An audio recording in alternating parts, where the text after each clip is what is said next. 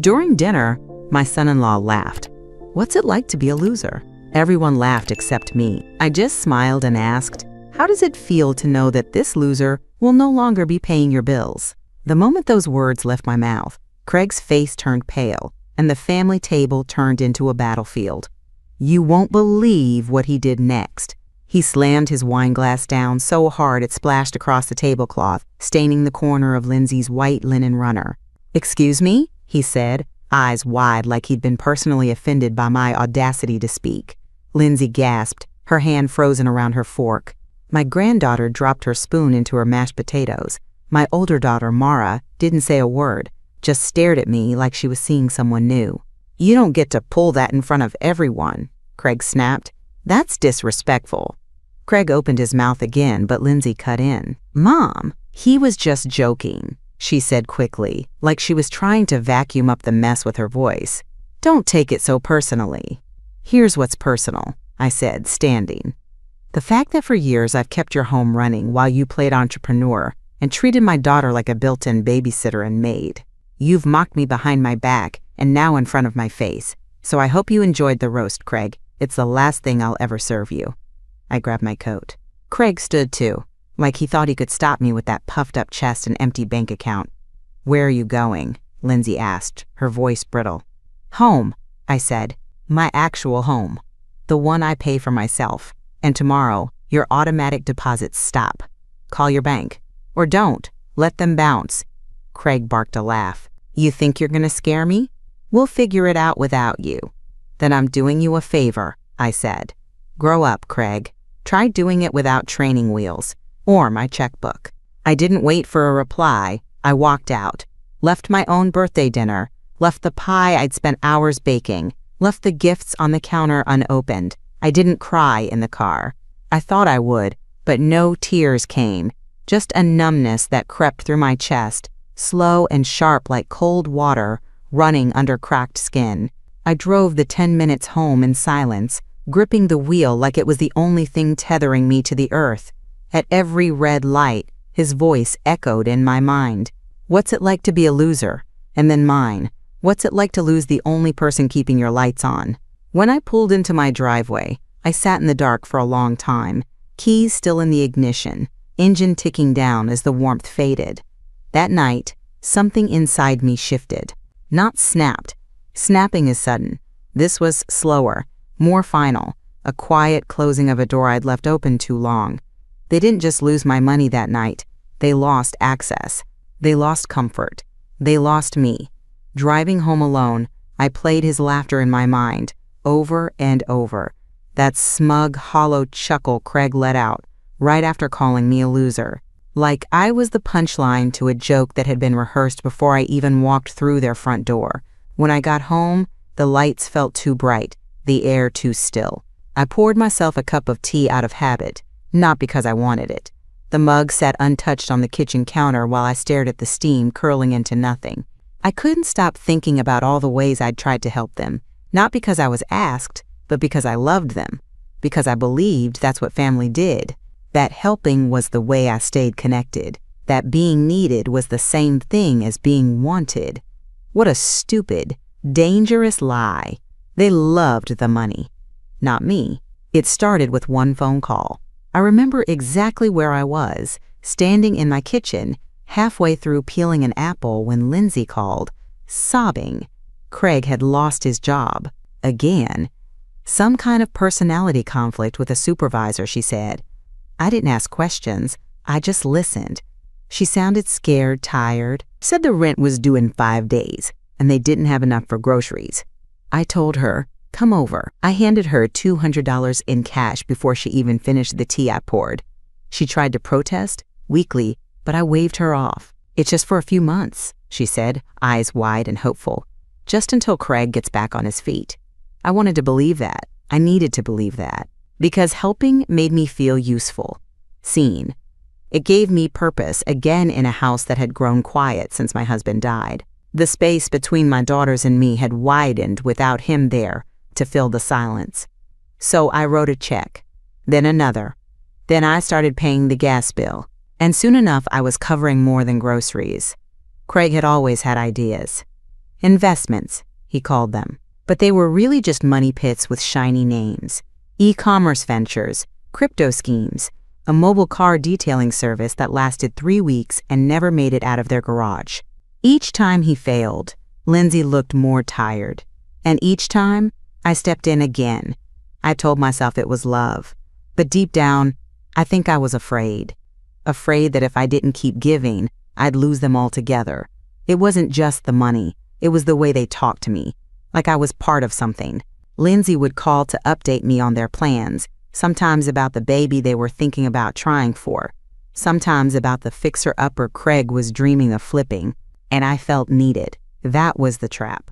Because when someone you love makes you feel needed, you don't see the chains they're slipping onto your wrists. You just feel wanted. But then the visits became less about me and more about what I could provide.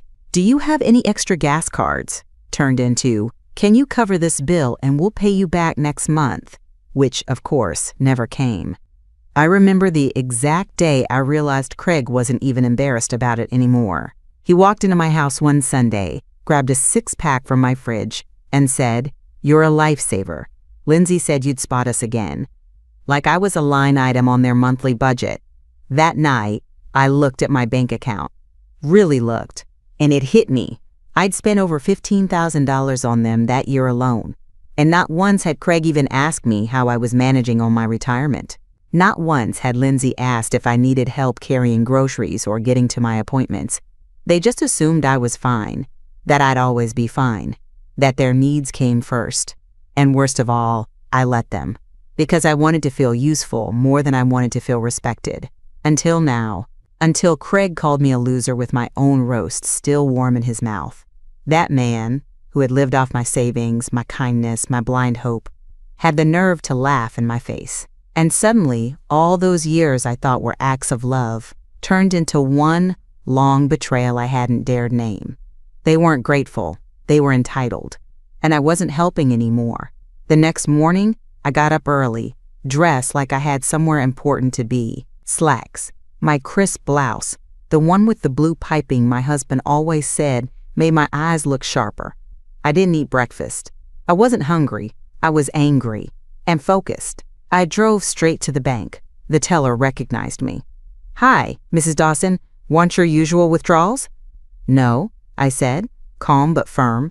"I need to speak with someone in private about freezing access to a few linked accounts."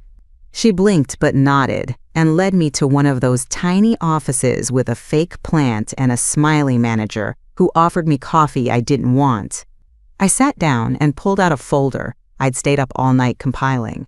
Every transfer, every recurring auto payment to Lindsay and Craig's mortgage, their car insurance, even their streaming services. The total made my stomach twist, but I didn't look away this time. "I want them all stopped," I said. "Immediately." The manager flipped through the printouts. "You're listed as the secondary payer for several of these. We'll need to unlink those manually. Do you want to notify the recipients?" "No," I said, sharp now. "I'll let them find out the hard way." She looked up from the papers. "Of course. Anything else?" "Yes," I said. "I'd like to open a new savings account. Just for me. No linked family members. No digital access from outside branches. I want it locked down." That was the moment. Not dramatic, not loud, but it was the first decision I made in years that was only for me. For the first time in decades, I wasn't pouring into someone else's life. I was reclaiming mine.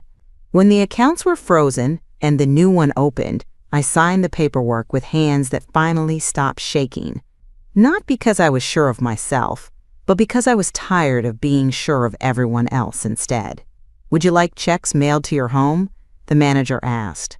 "No," I said. "I won't be writing any for a while." Walking out of that bank, I expected to feel sad. I thought guilt would claw its way up my chest, like it always did. But it didn't. What I felt was something else, like the first breath after holding it underwater too long. I drove home in silence. No radio. Just the sound of my own thoughts, and for once, they weren't asking if Lindsay was okay. They were asking if I was. Back home, I made myself lunch. For once, I used the good china, sat at the table instead of in front of the TV, and as I ate, I looked around my house, really looked at it. All those family pictures, all those smiling faces. I couldn't tell anymore which smiles were real and which were performances. But mine, in that moment, was real.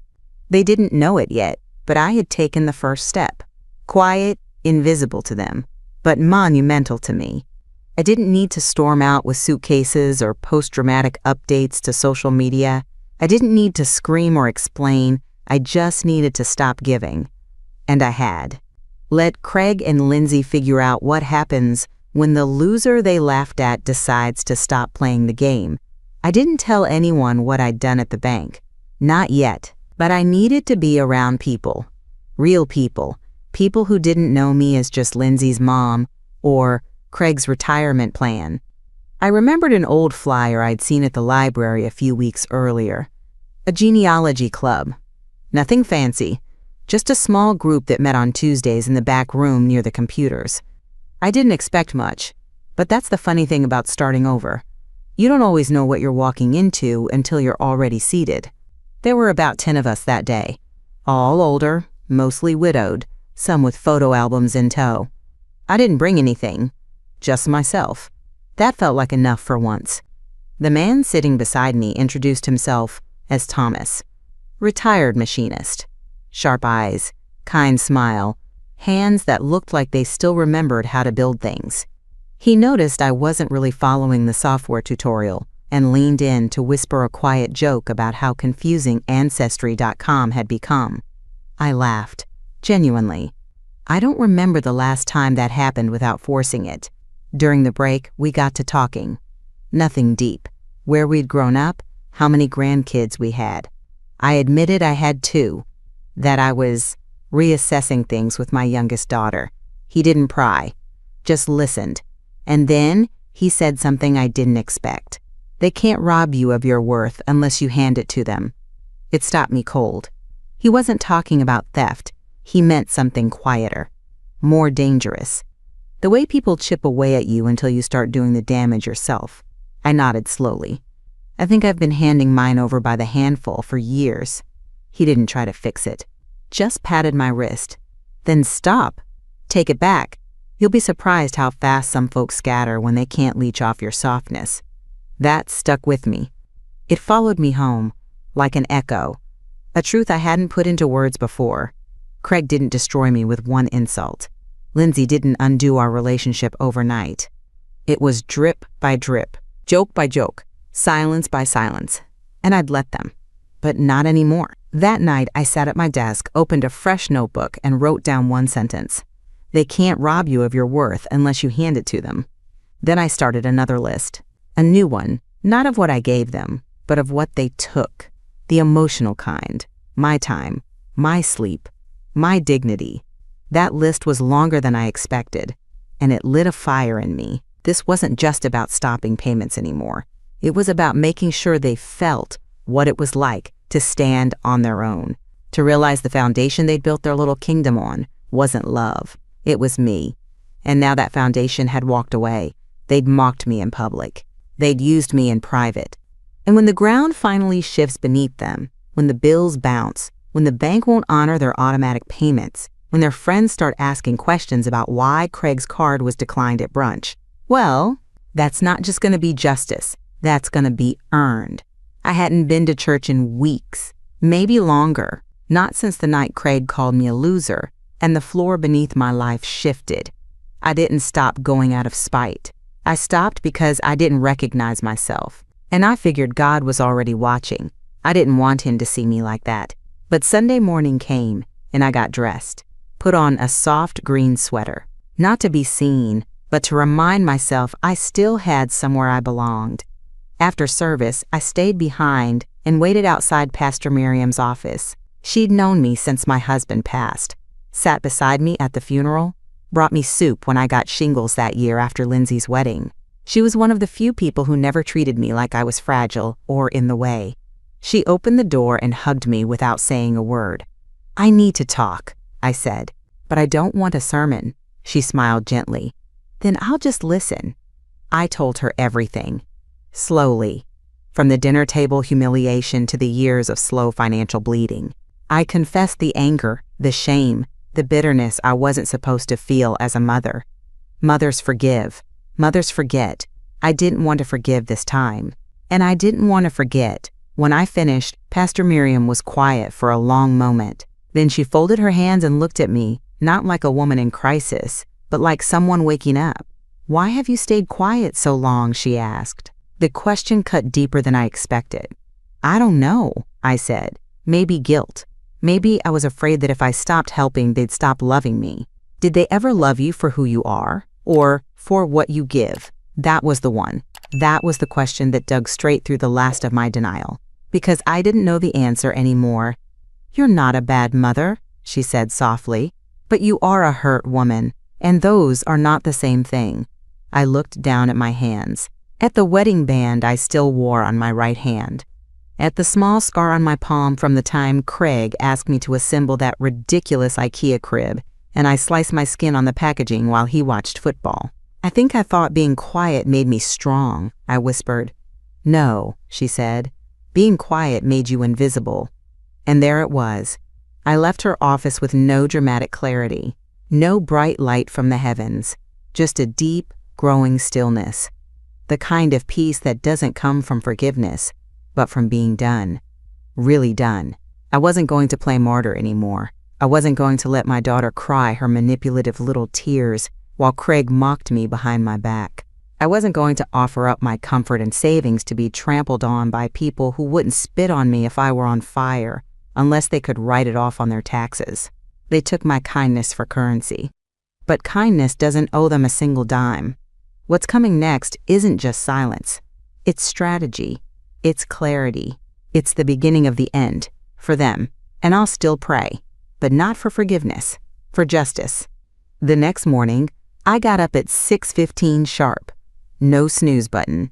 No second cup of coffee. I had work to do. My home office had been gathering dust for years, used mostly for Christmas cards and tracking prescriptions. But that day, it became something else. A war room.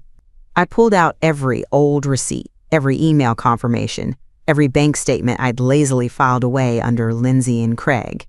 I opened an Excel spreadsheet and started typing, cell by cell, transaction by transaction. It started with the $850 mortgage transfer I sent them back in October.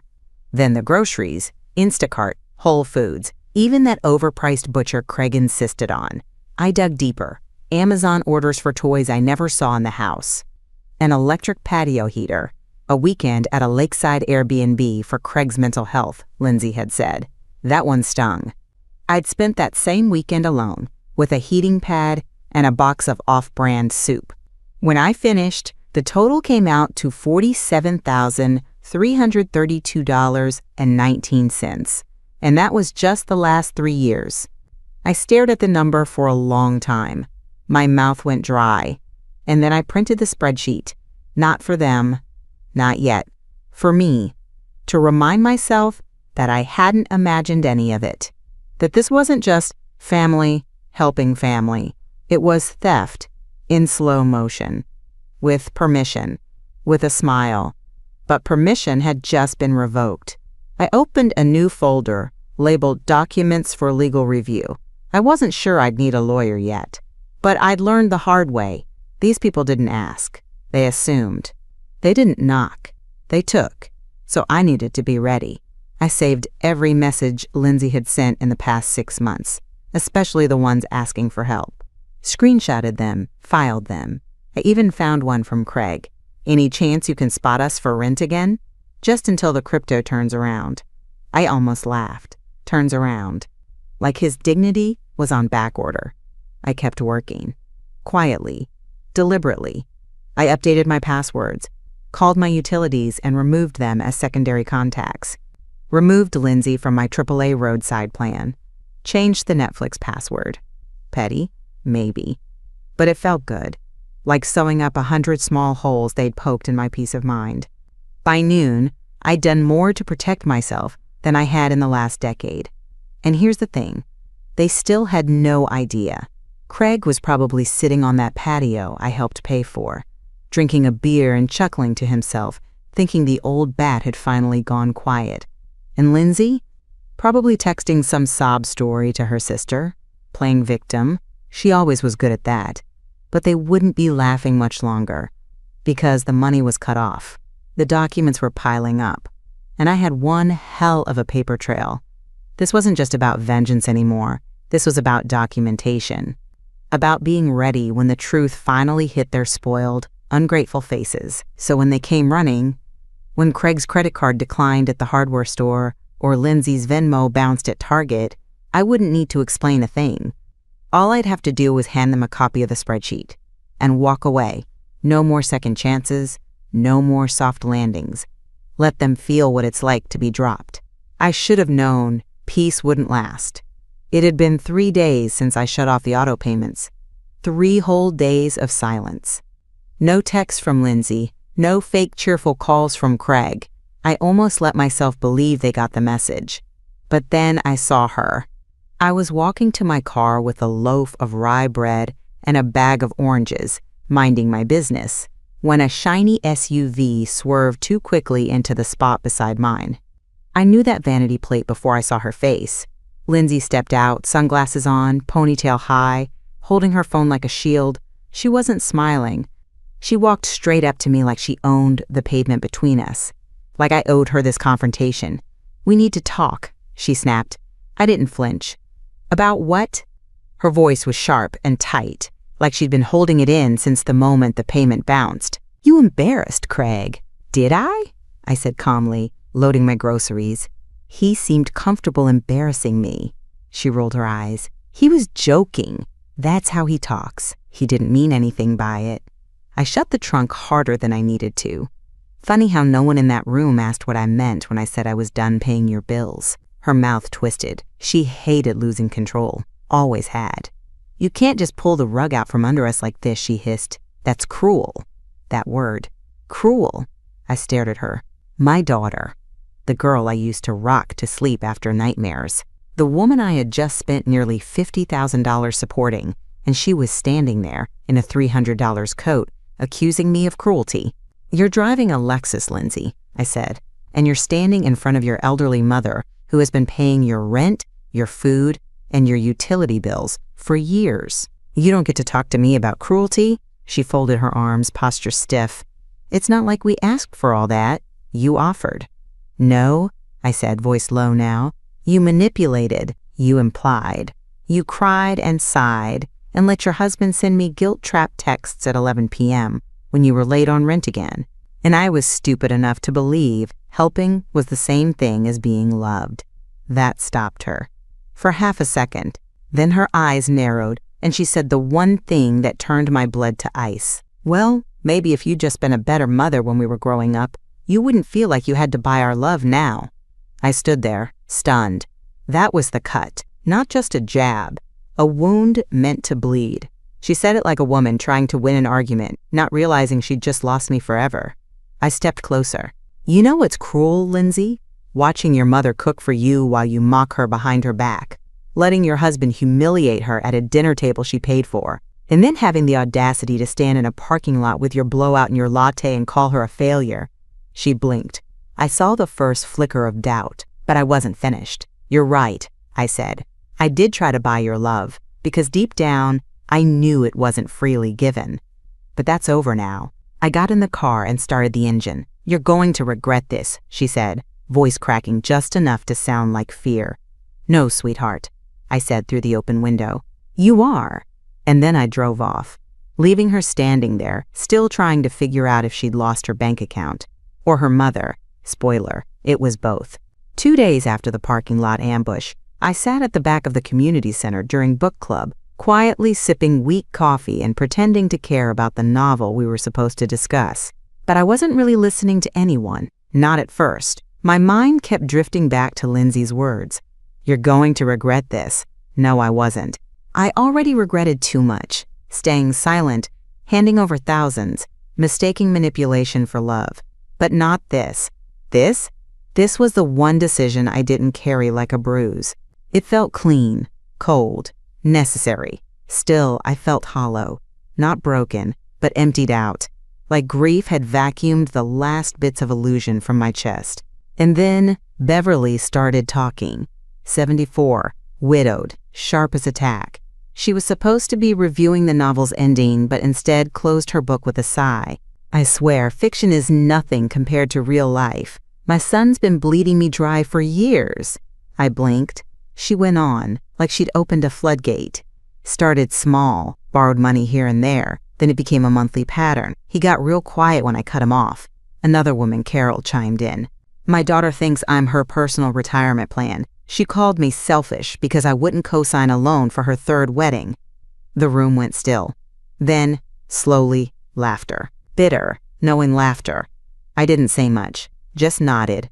But when someone said, "It feels good just to say it out loud," I found myself answering quietly. I told my daughter I wasn't paying for anything else, I said, voice low. Her husband called me a loser, so I decided to stop being one. Every head turned. Then Carol leaned in. Good for you. And I realized something that made my spine straighten. I wasn't alone. I wasn't the only mother who had been manipulated, used, left out of the family photos, but kept on the bank transfers. They called it love, but it was leverage. That hour in the book club didn't fix everything, but it gave me something I hadn't felt in a long time. Validation. That I wasn't cruel. That I wasn't crazy. That maybe I wasn't the problem. Afterward, Beverly stopped me in the hallway. Whatever you're going through, she said, remember this. Once you stop letting people write checks against your self-worth, they'll either get mad or disappear. Both are blessings. That night, I slept better than I had in weeks. And when I woke up the next morning, something had settled inside me. Resolve. Not the panicked kind. The cold, deliberate kind. The kind you get when you finally see your enemy clearly and know you don't owe them kindness anymore. They wanted my silence. They wanted my guilt. They wanted my money. Instead, they were going to get my consequences. I didn't call. I didn't text. I didn't warn them. I just drove over to Lindsay's house on a rainy Tuesday afternoon with a manila envelope in the passenger seat and zero emotion left in my tank. It wasn't a visit. It was a delivery. I rang the doorbell twice. She opened the door, half surprised, hair messy like she'd just woken up from a nap she didn't deserve. "Mom," she said, voice cautious. I held up the envelope and handed it to her, without a word. She looked down at it like it might explode. Inside was the spreadsheet.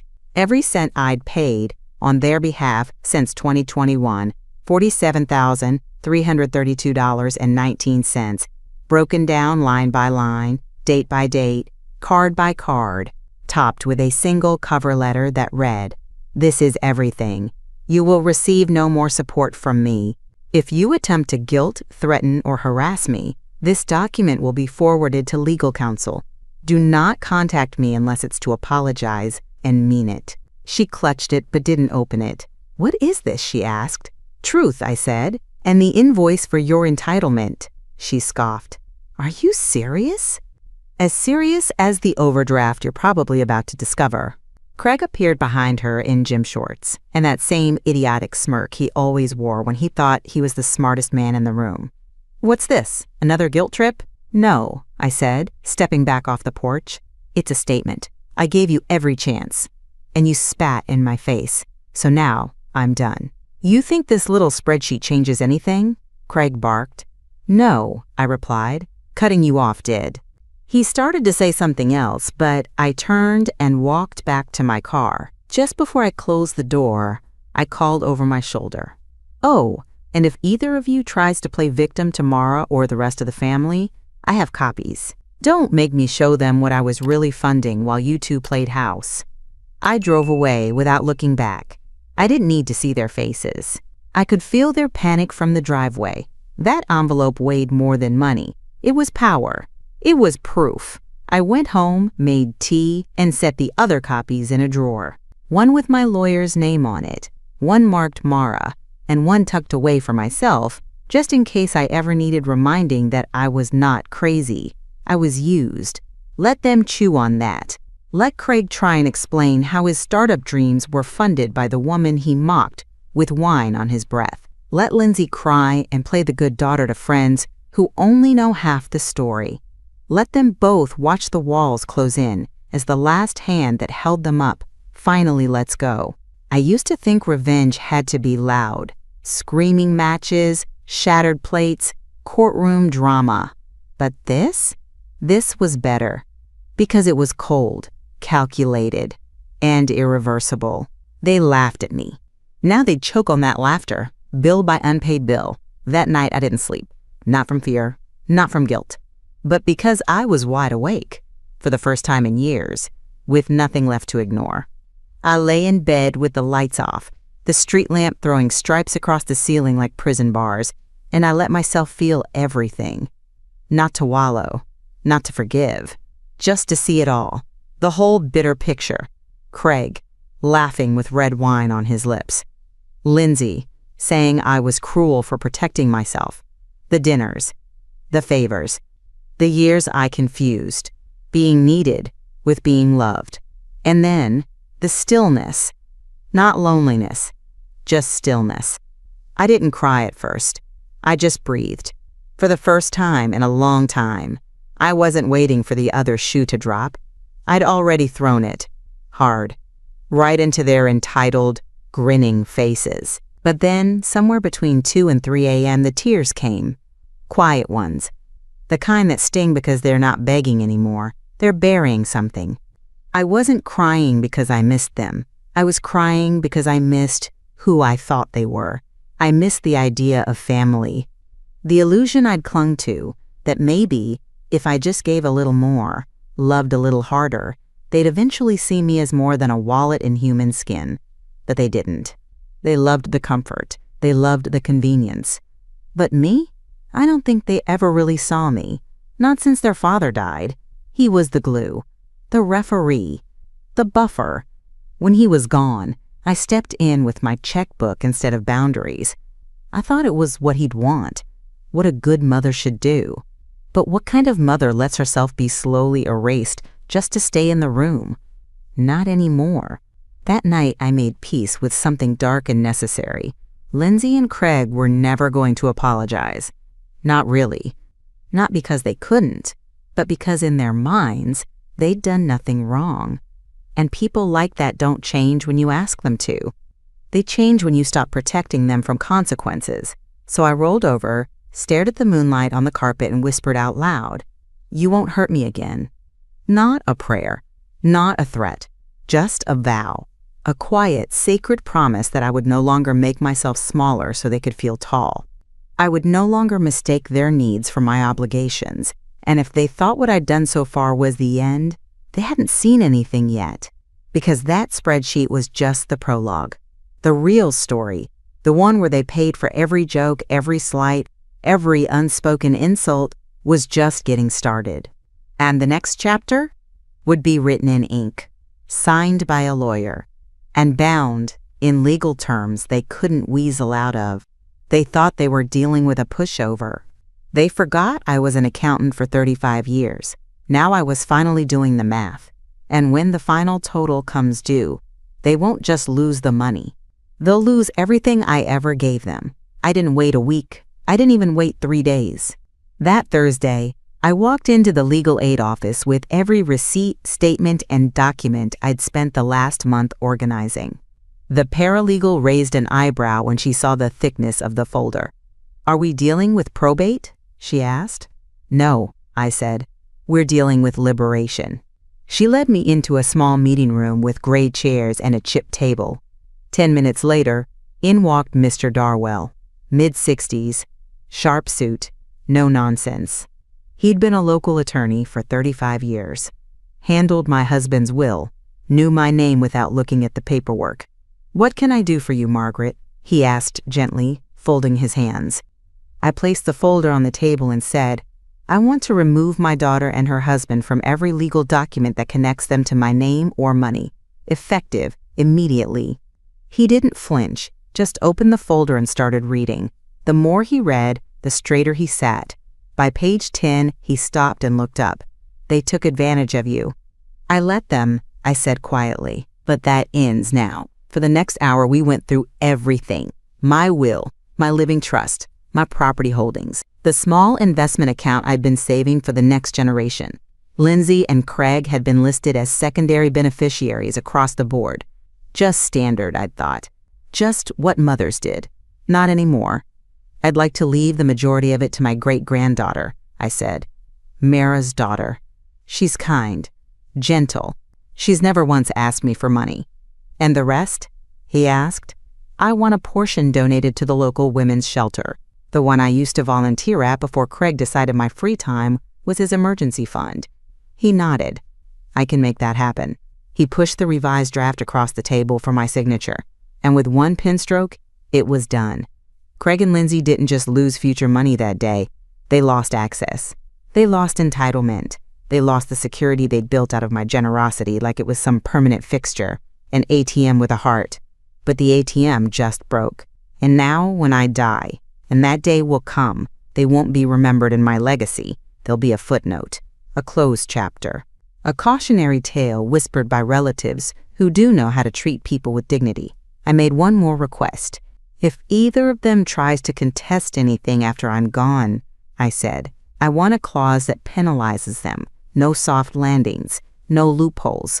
They show their greed, they lose everything. Darwell smiled. Smart woman. No, I said. Just a woman who finally got tired of being called a loser by people who never earned a damn thing in their lives. He slid the signed documents into a protective binder and said, I've seen a lot of these situations. Yours feels different. It is, I said, because I'm not just cutting them off. I'm teaching them what it feels like when the floor disappears. And it would. The moment they find out they've been erased, not just from the accounts, but from the future, they'll feel it. Deep, permanent, humbling. They thought I'd go to my grave, still funding their lifestyles. Now, I'll go knowing they finally understand one thing. Love without respect is not love. And money without gratitude is theft. The phone call came just after midnight. I was brushing my teeth, ready to settle in with a book, and some well-earned silence when the screen lit up with Lindsay's name. I stared at it. Part of me wanted to let it ring, to let her voice go to voicemail, along with every other lie she'd tried to sweeten with panic. But something in me said, pick up. I answered, not with hello, but with a simple, what do you want? Her voice cracked. Mom, it's Craig. He's been in an accident. I said nothing. She took that as permission to keep going. He was driving back from Cleveland. There was a wreck. A semi ran a red light. He's in the hospital, Mercy General. They don't know if there's internal bleeding. Still, I didn't respond. I listened to her breathe, rapid and jagged, the way I used to hear her as a child when she'd had a nightmare. But this time, I felt no urge to soothe. Then came the line I was waiting for. We don't have the coverage. The deductible's insane. We need help. Ah, there it was. Not worry, not grief. Need. She didn't call because she was scared. She called because she thought I'd forgotten, that I'd come running, that I'd still be soft. I said, I'll be there shortly, and hung up. But I didn't go to the bank. I didn't grab my checkbook. I just put on a coat and drove. When I got to the hospital, I found Lindsay in the waiting room, pacing like a nervous teenager. She ran to me, hugged me like we were still close, still blood, still something. I didn't hug her back. I'm here, I said, but not for your bills. She blinked. What? I came to hold your hand, I said, not to open my wallet. She recoiled like I'd slapped her. You can't be serious. I am, I said, calm and cruel in the way only truth can be. And it's amazing how clear things become when someone's lying on a hospital bed. You suddenly remember who you used to be. Her eyes filled with tears, but I didn't move. You said I was cruel, I continued. Let's talk about cruelty. Cruelty is laughing at the woman who pays your mortgage. Cruelty is calling your mother a loser in front of her grandchildren. Cruelty is bleeding someone dry and acting like it's affection. She sat down heavily in one of the waiting room chairs, pale and shaking. I stood over her. This isn't revenge. This is exposure. I haven't changed, Lindsay. I'm still your mother. But now, I'm not your fool. Just then, a nurse came through the double doors. Craig Walker? Immediate family only, please. Lindsay stood. I didn't move. She turned back to me, pleading. Are you seriously not going to help? I did help, I said. For 4 years. This is you learning how to live without that help. Welcome to adulthood." She walked through the doors alone, and I sat in the waiting room, silent, still, unmoved, because this wasn't just a turning point. It was proof that they didn't miss me. They missed my usefulness. But now, they had nothing left to use. The next morning, I returned to the hospital, not out of obligation, but because I had unfinished business. Craig had been moved out of ICU and into a recovery room. I asked the nurse if he was awake. She nodded, though her face said he probably shouldn't be talking. Too bad. I stopped at the cafeteria first, got myself a tea and sat near the window, calm, waiting. Lindsay eventually found me. "He wants to see you," she said, voice flat. I followed her to the room. Craig lay in bed, his face bruised, right arm in a sling. He looked smaller, deflated, but the arrogance? Still intact. As soon as Lindsay left the room, he turned to me and sneered. "So this is what you wanted? To watch us suffer?" I met his eyes. "No, I wanted respect. You couldn't give that, so now you'll get silence." He laughed and winced at the pain it caused. "You're enjoying this." "Not enjoying," I said, "but I'm no longer apologizing for it." He leaned forward slightly, wincing again. "You really cut us off? Even after this?" I raised an eyebrow. "Especially after this," he scoffed. "Unbelievable. After everything we've done for you, inviting you over, including you in holidays, letting you be part of the kids' lives." My blood turned to ice, letting me. I stepped forward, slowly, deliberately. "You stood in the home I helped you keep and laughed at me in front of your children," I said, voice low, controlled. "You drank the wine I bought, ate the food I paid for, and then had the gall to call me a loser." He didn't respond. I kept going. "And now you want to paint that as generosity? You didn't include me. You used me. And now, Craig, I'm not just cutting off the money, I'm cutting the cord." His eyes narrowed. "What's that supposed to mean?" "It means I've seen my lawyer," I said. "It means you're out of my will. Gone. Lindsay, too." He stared at me like he didn't believe it. "Your daughter wouldn't do that," he muttered. "She didn't," I said. "I did." He blinked. I could see it finally settling in, that I wasn't bluffing, that the tap wasn't paused. It was sealed shut. I leaned over, close enough for him to smell the peppermint on my breath. "You taught me what suffering really feels like, Craig. Not the kind that comes with broken bones, the kind that comes with betrayal. That comes with sitting in your car after a family dinner, wondering if you'll ever be loved for anything other than your bank account." I straightened up. "Now you'll learn about survival. Without me." He didn't speak, just stared at the wall like it might give him a better answer than I ever could. I left the room without saying goodbye, because goodbye is something you give people you respect, people you might see again. Craig? He got silence. He got absence. And soon he'd get the bills. It was raining again. Fitting. Not a storm, not dramatic. Just steady, cold rain. The kind that soaks everything before you notice. The kind that washes away what doesn't belong. I arrived early. Mr. Darwell already had the conference room prepared. Documents lined the table. Envelopes sealed. Signatures waiting. I sat across from him, hands folded, heart steady. He nodded. "You sure about this?" I didn't hesitate. "Absolutely." 10 minutes later, Lindsay and Craig walked in.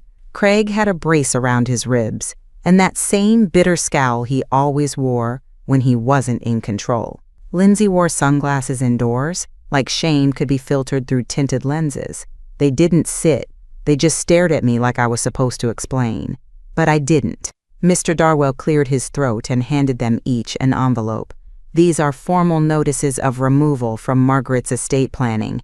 All assets, trusts, and properties have been reassigned. You are no longer beneficiaries." Lindsay's lips parted, but no sound came. Craig was faster. "You're cutting us out?" "Correct," I said. "You're going to die alone," he hissed. "I'd rather die alone than be surrounded by people who'd sell my dignity for a car payment." Lindsay finally spoke, voice shaking. "You can't do this. You're our mother." "No," I said. "I was your safety net. You cut the ropes. Now you fall." She clutched the envelope like it burned. "How could you be so heartless?" I stood and looked her straight in the eye. "You laughed at me." "I didn't mean it." "But you meant every withdrawal, every unspoken expectation, every time you looked the other way when Craig humiliated me." I turned to Craig. "And you? Your mistake wasn't just calling me a loser. It was assuming I'd stay one." He laughed bitterly. "You think this makes you strong?" "No," I said. "I think this makes me free." Mr. Darwell handed them a final sheet, a clause that enforced legal penalties if either of them contested the changes. Craig's mouth twitched as he read it. "You planned this," he muttered. "For months," I said, "while you drank the wine I bought and sneered at the woman who paid your gas bill." Lindsay's voice dropped to a whisper. "You're still my mother." "No," I said. "I was your mother. Now I'm my own person." She started to cry. It didn't move me, because these weren't tears of love. They were tears of loss, of income, of backup plans, of the cushioned life they'd built on top of my patience. And now that life was gone, "I gave you everything," I said quietly, "and you still laughed. So now you get nothing." Craig moved to speak again, but I raised a hand. "This conversation is over. This chapter is closed. If you ever show up at my door again, I will hand you your spreadsheet and call security." They stood there, stunned, as I gathered my purse and walked to the door. No more words. No dramatic exit. Just the click of my heels down the hallway, each step spelling it out. You lost me. Thanks so much for watching. If this story hit close to home or made you think twice about what family really means, go ahead and hit that like button. I'd love to hear your thoughts in the comments. Have you ever had to walk away from someone who kept taking more than they gave? Let me know where you're watching from and if you've ever faced something like this. You're not alone, and your story might help someone else feel a little braver today. And hey, don't forget to subscribe and check out the other videos. There's more where this came from.